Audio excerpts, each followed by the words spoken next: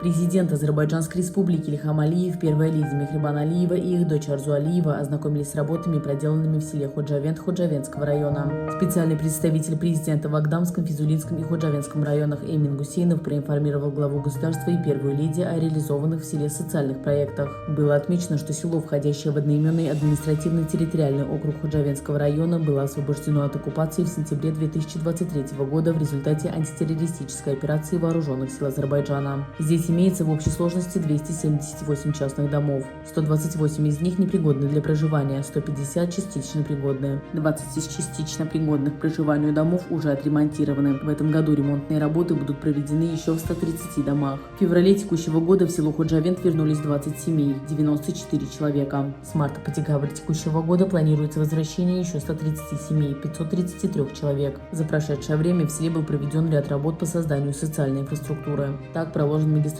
газопровод протяжностью 5 километров, восстановлена существующая газовая линия длиной 1500 метров. Кроме того, восстановлены 0,4 киловольтные линии электропередачи протяжностью 2100 метров и 2 трансформаторных пункта. Заасфальтированы дороги внутри села, проложены пешеходные пути. Работы в этом направлении в настоящее время продолжаются.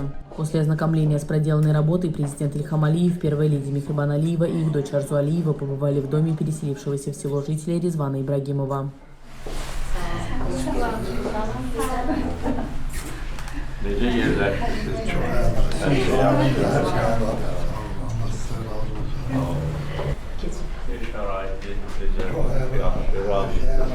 Allah sizden razı olsun. Allah sizden olsun. Çok tebrik ederim. Allah sizi var etsin. Doğma vətənə qayıtma münasibətilə. Siz özünüz buralı. Bəli. Bu kənddə yaşadınız. Bəli. O vaxtda rəhmətli Ulu Öndər də gəlmişdi bura. Bu kəndə gəlmiş. Bəli. 79'da sevk edildi. İşğal dövründə harada yaşamışsınız? Bakıda. Şərait necəydi? Şükür. Ama bu burada olsun. Ama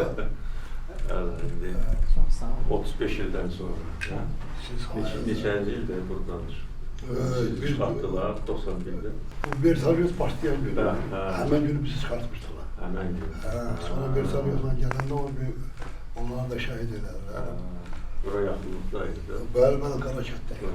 Buradan uzaq deyildi. 17 kilometre. Təbrik edirəm sizi. Xoşbaxt yaşayın.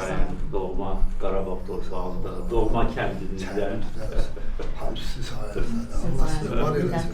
Allah şəhid. Çok sevinirim. Sevincimizin həddini yoxdur. Bizim üçün dünyanı bəxş eləmişsiniz. Buna ne var, ürəkdən deyilik, elə belə yox. Sizin bizim ailənin qonaq olmağı bizim sevincimizi 2 qat artırır. Çok sağ olun. Bu qayğıya görə sizə minnətdarım. Çox sağ olun. Layiqsiniz. Uzun illər köçkün həyatı yaşamışsınız. Əzəb əziyyət içində. Artıq bu dövr tarixdə qalır. Allah köməyiniz olsun. Allah sizi var eləsin. Sağ olun. Ailə.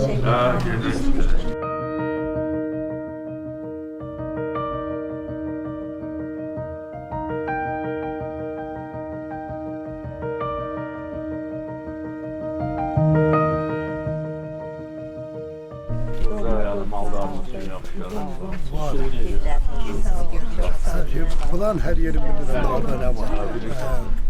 Sağ olun. Allah sizden razı olsun. Allah sahada var. 15 sokta toprağım var. Torpaqlıya ki ayrılacaq. Sotdan çox dəyətən bir sahədir. Da biz onu Malqaram da var. Yox. Şimdi inşallah olacak. Olacak. Əlbəttə olmalıdır. heyvandalı kompleksləri burada var. Fermalar var. Yəni dolanışır burada. Yaxşı. Allah Allah tək Artıq burada. sizdən asılıdır. Əlbəttə.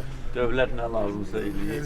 Allah dövləti qorusun, Can sizi sağ olun, qorusun, arzulayıram. ailənizi qorusun, Xoşbaxt nəvələrinizi yaşayın. qorusun. Sağ olun. Sağ olun. Sağ olun. Sağ olun.